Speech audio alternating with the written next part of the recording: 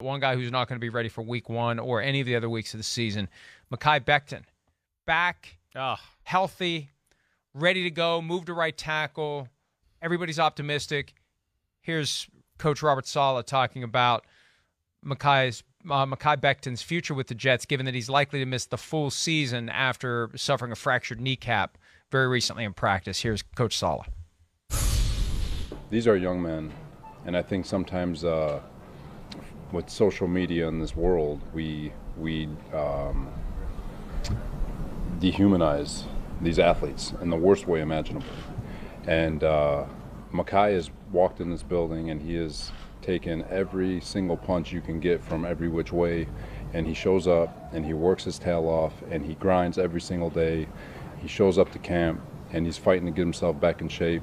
He's got videos of him vomiting and people are throwing shade, and he's limping and he's doing all those different things, and he's fighting for his family, for himself, for his teammates, for this organization, for this fan base, and he's doing everything. And then everybody wants to drop him like a wet rag. That ain't the case. We love Mekhi. We appreciate everything he's done, and his ride is not over. His story's not over, and he's got full support of this organization. And if you're a fan that wants to support him, you're more than welcome. Otherwise, just keep it moving. That's a great statement. Way to go, Coach Saleh. Yeah. And look, that's one of the things that we always try to do. Get people to understand that these are human beings, and the game is brutal, the game is violent, and the game is ruthless when it comes to chewing guys up and spitting them out. But remember that it is someone's son, brother, cousin, nephew, friend, teammate. It's a human being inside that uniform. And we do tend to dehumanize players, we being football fans generally, because it is a big machine with interchangeable parts. You know, I was watching Hard Knocks last night, and Aiden Hutchinson was talking to a teammate, and I'm thinking, you know, who was the defensive end they drafted 9 years? I had to really sit and think before I remembered Ziggy Ansah. Right. Like, you're there, you're a big deal, and then you're just gone. Yeah. Where'd he go? Yeah. Where'd he go? Right. Somebody else is here.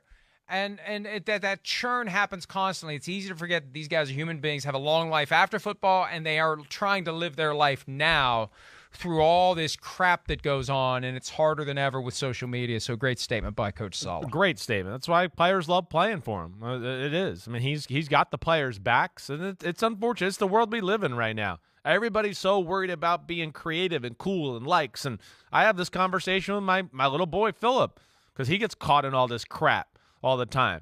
You know, I'm just going, stop worrying about being so cool and making the next TikTok video and all that crap. I can't stand it, and it's affecting you. So stop, acting like a little punk jerk, right? And there's just a lot of that out there. I want to be like, if you can't say what you want to write on social media to Mekhi Becton's face, then you shouldn't say it. All right, that's really that should be the rule. But I feel for the guy. The guy is a physical freak.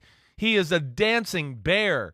I mean, he is so gifted. I was so excited to see what he and the Jets could be this year. I mean, he does some things, and I know we haven't got to watch a ton of him on the field, but when you do watch him, you go, whoa, he's got everything you need to be one of the better tackles in all of football. And it's just a shame to see this happen. And, yeah, it's a shame that people jump on and pile on and make fun of it, and especially for a guy that, you're hearing Saleh talk about. He's put his all into it. He has. So it is unfortunate, and I feel for him, and I feel for the Jets, and we'll see. They're going to have to make some moves now. I mean, that makes Dwayne Brown, who was just in town a few days ago, his price tag probably going to go up a little bit. And I think, for a big year for Joe Douglas and Robert Saleh, they might have to spend a little bit more money on a Dwayne Brown than they would like, just to make sure things go good this year for the organization, because it is a big year. There's a spotlight on those guys. Hi, I'm Mike Tirico, and thanks for watching. Make sure to hit subscribe for the latest news and highlights from NBC Sports.